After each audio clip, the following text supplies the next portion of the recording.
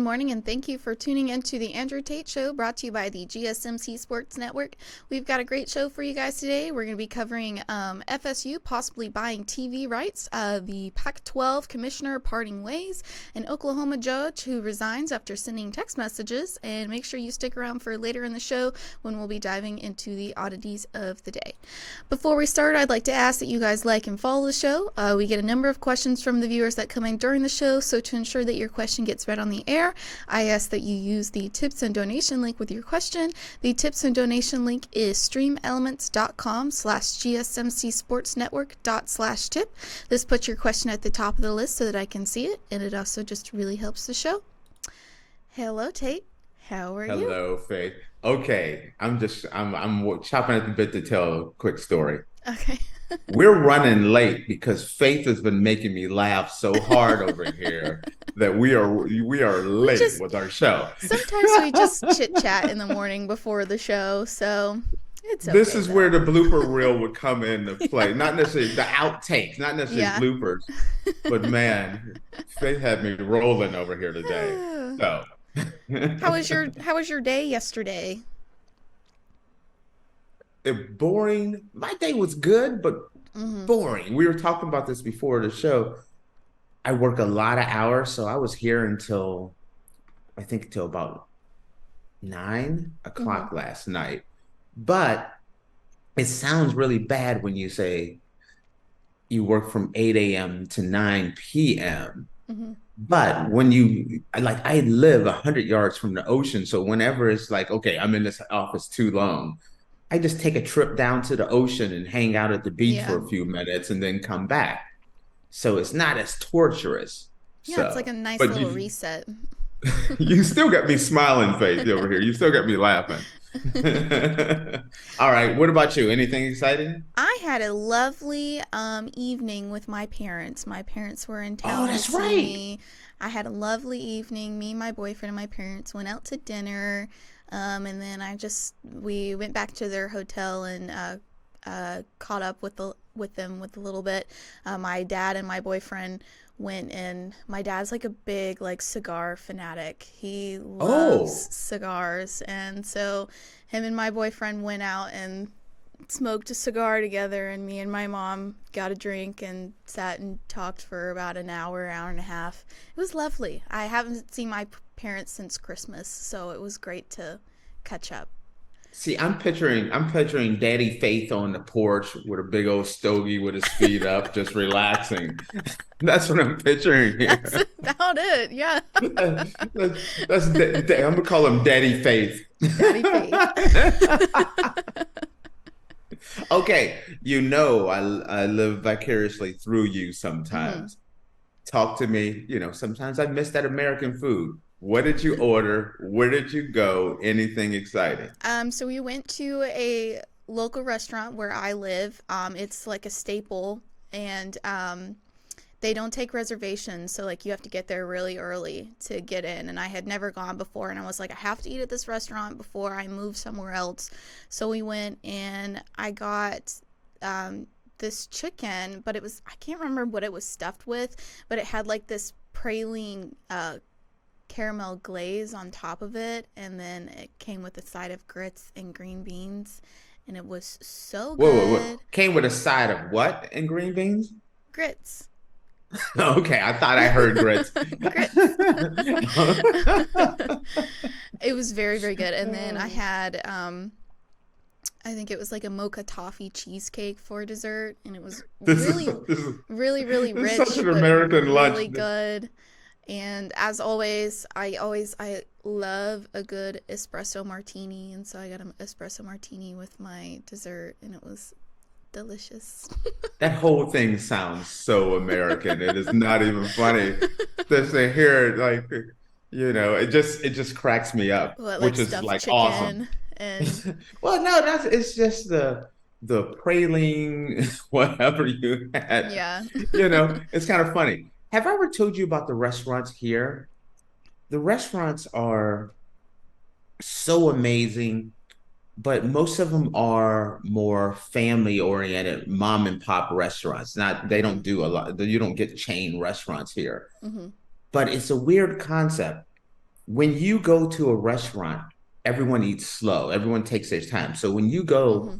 it's not like America where the waiter's trying to turn the table. You Yeah. get your food, get in, get out. No.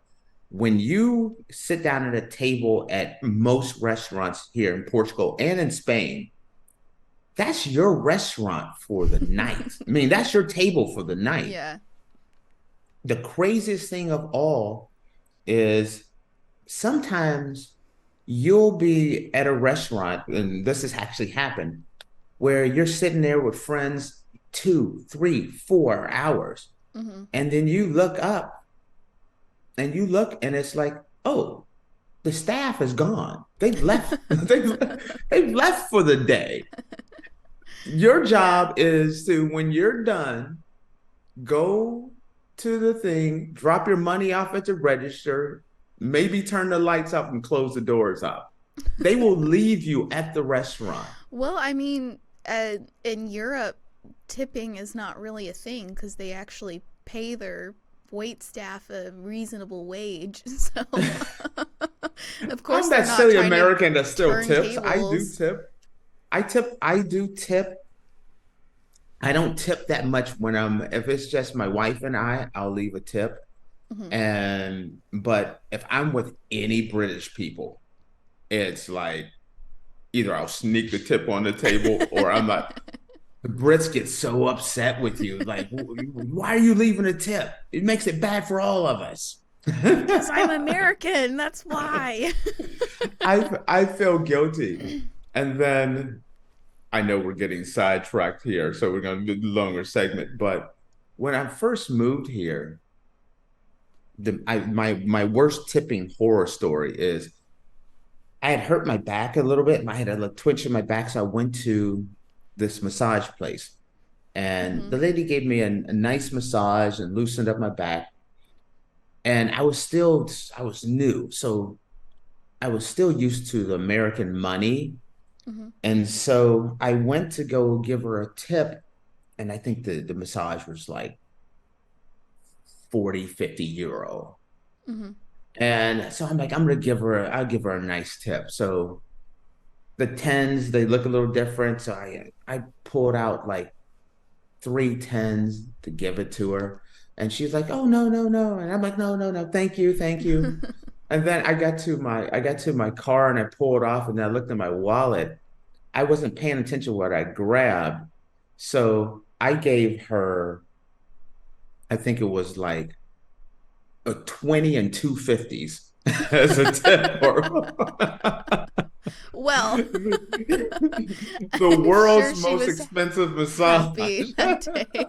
And there was no happy ending. I'm gonna tell you that right now. There was only sadness for me for leaving a $120 tip.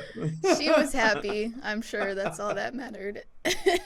So didn't mean no harm on that happy ending, just saying it kind of played along. All right, let's Okay. dive into this because I know we're running long over here. So, could Florida State buy the TV rights for FSU football from the ACC?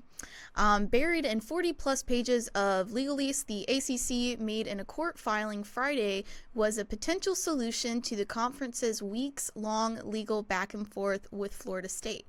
The Seminoles could buy back their TV rights from the conference. The ACC contends that it owns those rights through 2036. That's because FSU signed a document called a Grant of Rights in 2016. FSU granted the rights to broadcast its home games to the ACC through 2036. The ACC sold them to ESPN, excuse me, and distributed the money back to Florida State and its peers. Whether that deal is enforceable could ultimately be decided by a judge in Leon County or Mecklenburg County, North Carolina. If it's ironclad, as the ACC argues, FSU estimates that it risks losing up to $429 million in TV revenue. If FSU is correct, then the Seminoles could exit for free.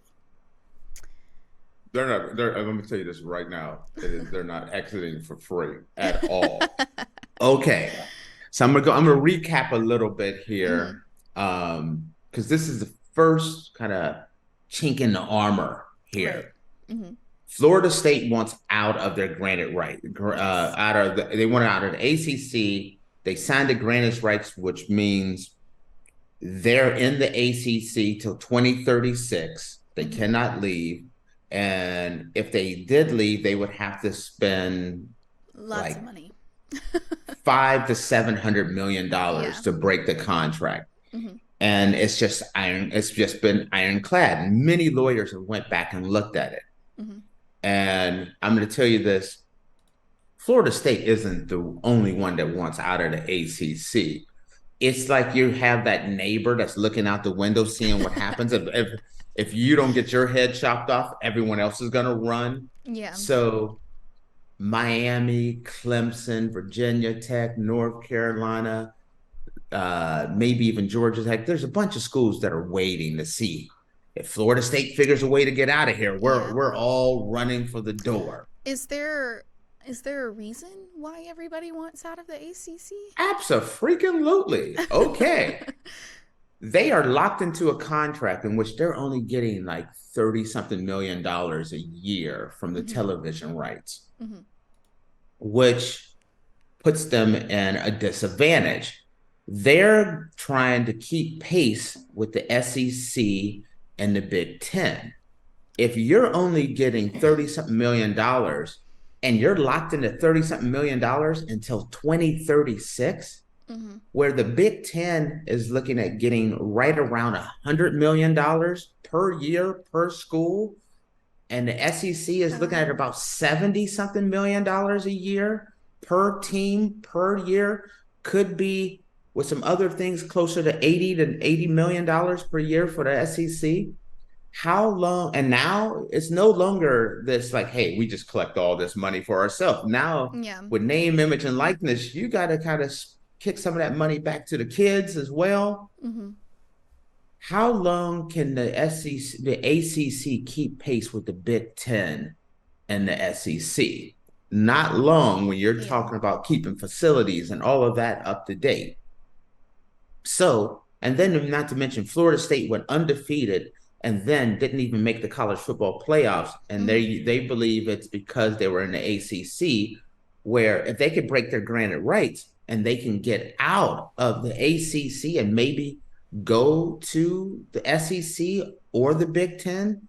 Well, just look at my numbers I gave you. And my numbers are 100% right because I haven't read all the paperwork. But from Right. everything I've been seeing, the Big Ten and we'll get about 100 million right now, about 90, but as the years go on, 100 million per school. The SEC is getting between 70 and 80 million per school. The reason why is, let's say they're able to do what they're saying here, which is buy their rights back. Mm-hmm. Let's say they pay the 150 million to break the contract, and they pay the 30 million a year to get out of this contract. So let's say they negotiated down so they pay $500 million, $500 million. Okay, that sounds crazy. They're going to pay $500 million to get out of this. But you look at the fact that the Big Ten is getting 100 million per year per school. Mm-hmm. You look at the time frame, and not only that, by the time the Big Ten contract goes up, and then they get another contract, which is going to be even bigger, maybe 120, 140 million, $150 million per team. So you pay let's say 500 million to get out. It's kind of like what SMU's doing. They don't collect any money for 5 years, but on the back end, after that 5 years, they're getting 100 million plus per year. They'll make that money back, plus be in a bigger, stronger conference. I could definitely see the Florida State going to the SEC. I think it'd be a great fit for them. You would have the rival where you have the Florida State Florida game every year. I think that would work really nice. And at that point, once those floodgates open, I say cancel Christmas on the ACC, because schools like Miami, Virginia Tech, North Carolina, those schools are going to run to either Big Ten or SEC. Would head to the SEC, but schools like Pitt and Syracuse, you could see them running to the Big 12. I don't really see a dance partner for Boston, a school like Boston College, but Pittsburgh and Syracuse, I could totally see them going to the Big 12. So there's a lot of money to be had. Mm-hmm. The problem is the ACC, they look bad right now. They look really bad, and everyone wants out. But at the time that the SEC signed this contract with ESPN, it was kind of groundbreaking. Not only they're getting 30 something million a year, but they have it till 2036, mm-hmm. meaning they don't have to go back and negotiate for years. Has to pay them this money. They thought they were kind of ahead of the game, but the game passed them up, meaning next thing you know, the SEC gets their contract, and the SEC is like, we're not going to take less than the ACC. No way. So they do their contract, and the Big Ten's like, hold my beer. Here you go. They're getting 100 million plus. And now ACC looks around and they're like, whoa, we're not even competitive with the two big conferences anymore. Yeah. It's Big Ten and SEC and everybody else. That's what kind of did in the Pac-12. The Pac-12 always looked at themselves on level with the Big Ten. And so they thought they were going to get a big contract, and they didn't get a contract at all, which made them fold. Same thing could happen. If they break this granted rights, I don't see how the ACC survives, because I could see the ACC collapsing, because all their top brands are going to be running to greener pastures. And it's like an old rundown house. All the people run out of the neighborhood, and the only things left are the rats and the roaches, which are going to be the schools that nobody else wants. Yeah. Sorry, Boston College, you're one of the rats and roaches. Don't get mad at me. So it's a very interesting thing, but this is the first time someone was reading through the lawsuit that the ACC put this in there, meaning like, hey, if you want to go, there's a way. You could buy your rights back. And if they want to buy their rights back, then go for it. If that happens, though, maybe the ACC doesn't collapse. Here's the reason why. How many schools are going to be willing to part with $700 million, 500 to 700 million? Not that many schools can. So if that is negotiated, like I was watching a guy that was thinking, another show, and they were thinking that Florida State can get out for about 200 to 300 million. No, I think that's crazy, because it's a death sentence. Because all the schools that can go to the SEC and the Big Ten would be happy to pay 200 or 300 million to get out of SEC. But if they made it a $500 million, 500 million, sure, you may lose the Clemsons and the Florida States, maybe North Carolina or Virginia, but I don't see them all leaving like that. Mm-hmm. And so you could have a newer, a much weaker ACC school that can maybe merge with the Pac-12 or bring some other schools in and keep the ACC alive, because of the buyout being so high. And think about, if these schools buy out for $500 million, what does that mean? Think about the money grab these schools that may not have the stronger football program, how much money they will inherit. Right. And so it makes it very interesting. This is the first time that I've heard anything that makes it so that you could break the granted rights, and a chance that Florida State and some of these schools could leave. But it's going to cost, you're going to have to write one hell of a check. So And you really think Florida State can't get out of it without paying any money? oh no, and unless like the big fight is right now, one is trying to get the the ACC is trying to get the court case to be heard, and I think it's one of the Carolinas or somewhere where the ACC headquarters is at.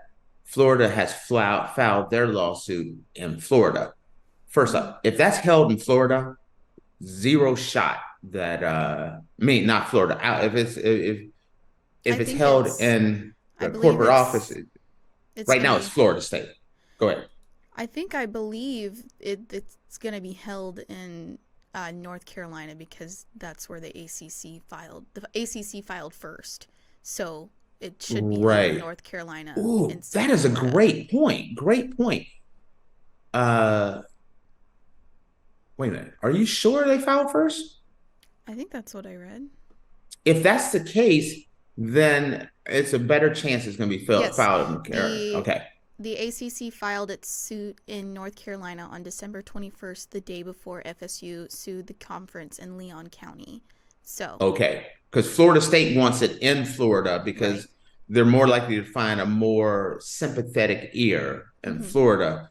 I mean, the ACC wants it in Carolina. If Mm-hmm. it's in Carolina, there's no way possible that Florida State or any school gets out of there without paying a check. I Mm-hmm. don't care. I don't even think if it's filed in Florida. I love that Florida State is going with kind of like I forget, let's say nepotism or something along those lines, where it's like, hey, the old ACC commissioner was Yeah. trying to set up contracts that benefited his son to get his Mm-hmm. son a job and wasn't negotiating in the best interest of the schools of the ACC. Mm-hmm. If a judge agrees with that, that's the only and says, you know what, this contract was entered into on false pretenses from the beginning. Mm-hmm. That's the only way they break it. If they break it with no exit fee, ooh, it It's is gonna be over. yeah, it'll be over for the ACC. It And looks like. that would mean, imagine if they could leave without paying a check, they would leave tomorrow. Mm-hmm. Not next season, Mm-hmm. not 2036. It would be U-Haul City. Everyone be pulling up U-Hauls. Miami, Florida State, Duke, North Carolina. Everyone would have a U-Haul moving out of the ACC house and it would collapse. Yeah, it'll be like Pac-12. Yes, it would be just like the Pac-12, where at least the Pac-12 hung on a little bit. We'll be talking about that Yeah. next. So, all right. All right, guys. Well, with that, we're going to take a quick break. And when we come back, we're going to be talking about the Pac 12. Or I call it the Pac 2 now. The Pac 2. Pac 2, that's what I call it. Yes. Yep. All right. See you guys in a second.